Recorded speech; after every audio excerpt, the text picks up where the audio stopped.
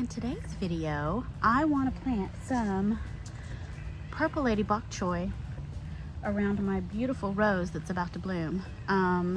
This is a lavender, like a lavender pink rose.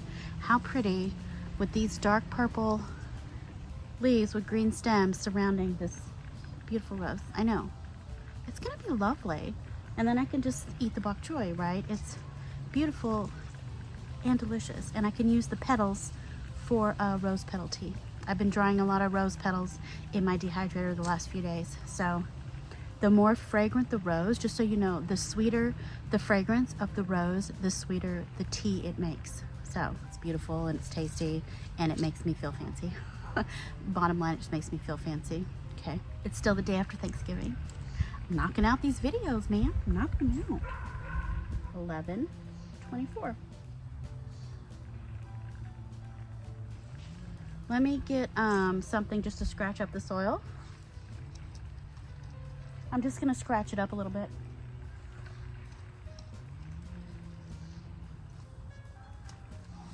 So we're gonna do quite a few. It's gonna look lovely, I think. Okay, that's quite a lot of seeds. That's quite a lot of seeds. That's, my guess is always 50. That looks like 50. I'm just dropping it. I just want a nice carpet all the way around this rose.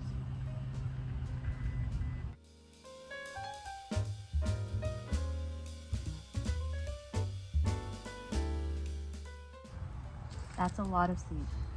I'm even good at, that's a lot of seed.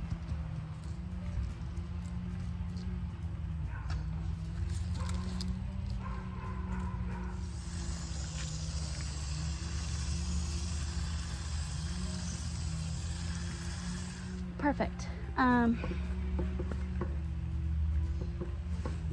I tell you I'm very pleased with this rose, Violet's Pride. It's disease resistance because a lot of my roses are already spotty, like with black spot. This one does get black spot, but not as bad. Like right now, I don't see a single leaf with black spot. So for Southeast Texas, I highly recommend the very fragrant and very lovely Violet's Pride. Okay, so next let's move on to a pot where I want to plant all the things that should have got planted months ago. Yes, I still have things that are still in their little soil trays from like July. Let's plant them flipping now on November 24th.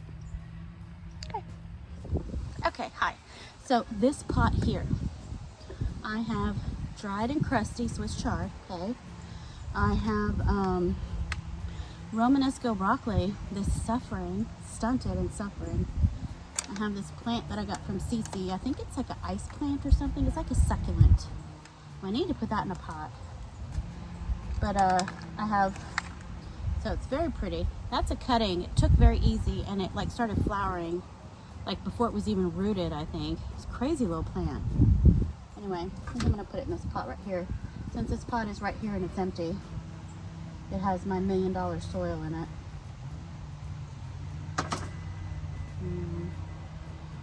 So first off, we'll just start with that.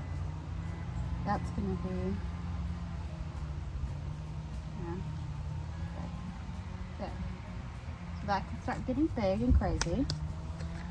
The onions, I do have a place for onions. We'll try to do that before the end of this video. Onions over there. So right now, this dried up and crusty Swiss chard, all the different colors of Swiss chard, okay? My Romanescos. I've got some flowers, straw flowers, purple, red straw flower, and copper straw flower. Now I think that's a stunted Romanesco. I know, and that's a squash. That's trash. Here, I have more Swiss chard and onions. First of all, let's just plant the Swiss chard, shall we? I'm just gonna line up this chard end to end. Just gonna line it up and we'll just see how it goes. It can't be any worse than the conditions it's already in. Just saying. So the different Swiss chards are Ford hook, like this one. Just top off of it. And that was probably my nicest one. That was my greatest one. Literally need to pay attention to what I'm doing. Okay, besides the forward hook, I have the Celebration, which is a blend of yellow and red. Celebration. And then I have the Ruby Red. I can't believe I did it. Actually, I can. It's not that surprising. So I'm just going to use my finger. I'm just going to make it fast. I'm separating them, but I'm not going to spend too much time on this, honestly. I've been out here all day. First time in a long, too long actually. First time in too long of a time that I've spent all day in my garden. And I am enjoying it, but I'm kind of ready to go inside now. I've been out here since 9:30 and it's probably getting close to 5 o'clock. Okay. All the Swiss chard that I wanted to plant is now in here, and I even put one Romanesco, just one. I planted the straw flower here in the dirt. I planted the other straw flower near my tomato towers so that if it does survive and gets taller, I can tie it up to the tomato towers. This one I'll have to stake it if it gets tall enough to bloom.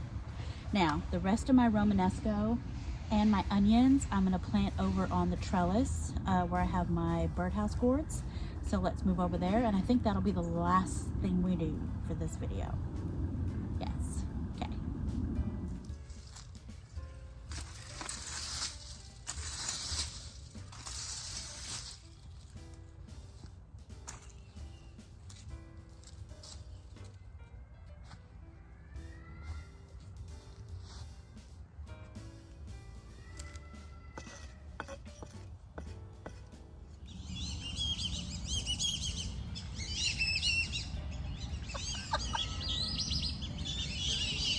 Can you hear the squeaky ducks?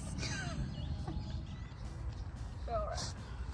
So I'm digging some really deep holes. I'm digging a pretty deep hole here for the Romanesco broccoli because I want to plant them a little bit deep.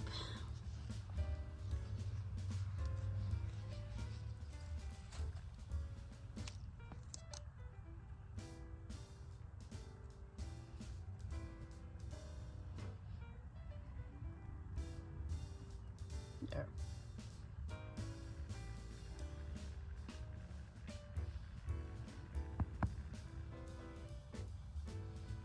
So, Romanesco.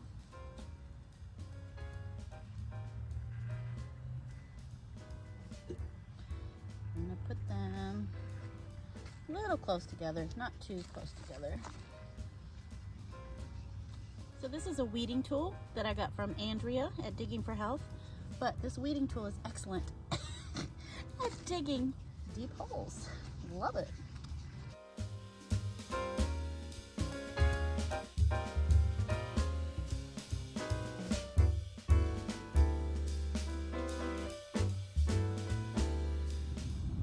Okay, that one got buried extra deep.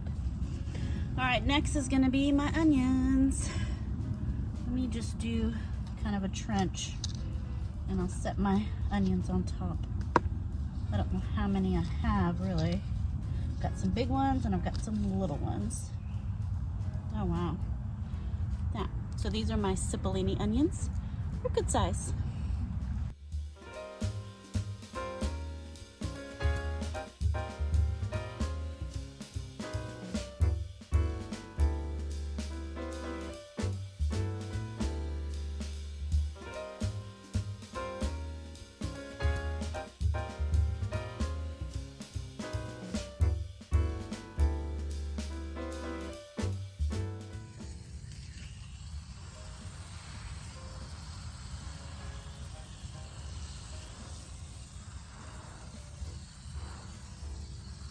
I had one day in the garden, okay?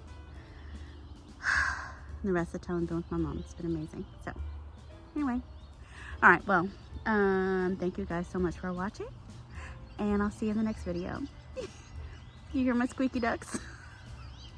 There they go. Hi, squeaky ducks. See you in the next video.